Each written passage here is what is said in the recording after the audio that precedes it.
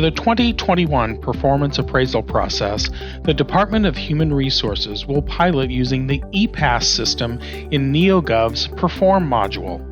All managers should now be able to access your direct reports ePass by navigating to your dashboard on the top left of your NeoGov screen. The ePass format is exactly like our previous paper version. Keep in mind, the time period for which you are reviewing your employees' progress is September 1st, 2020 to August 31st, 2021. Once you click on your direct report's name, you'll notice that each section of the ePass form is accessible on the left-hand side, starting with Competency Development Goals, followed by Major Accomplishments, Comments on Focused Work Area or Lean Tool, Other Supervisor Comments, Year Ahead Development Goals, and finally, Overall Rating. You'll also notice that clicking on your direct report will immediately open the first review section, Competency Development Goals. You can now add your comments on peer relationships, customer focus, drive for results, and values differences. Complete these sections as you would do so on the paper form. NeoGov saves your work as you enter it. The Major Accomplishments section is where you'll add your comments on the progress and success your employee made on the goals you identified during last year's ePass process.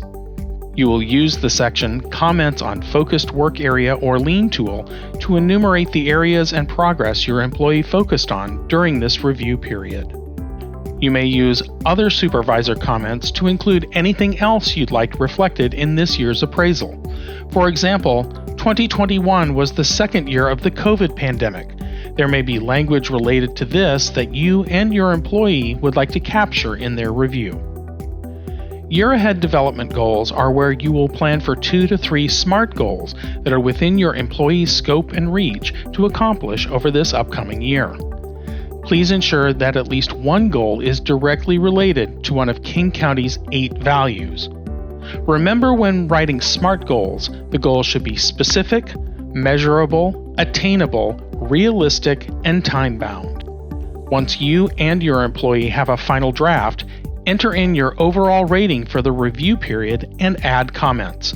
Remember, the appraisal must support the final rating.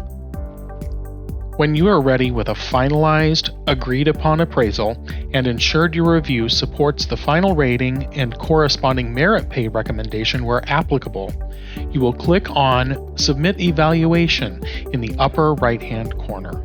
Meeting Task. You'll have a task that's used to ensure you met with your employee. Simply click Submit when you've completed that meeting. Signature Task. After completing the meeting task, you'll be asked to sign the performance appraisal. Note, if you deny at this step rather than approve, it will return the appraisal back to the rating step for any changes that are needed as a result of further discussion.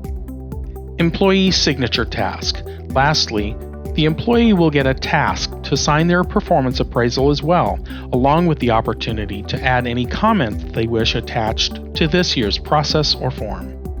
You and your direct report will always have access to the review by going to your dashboard and choosing Performance.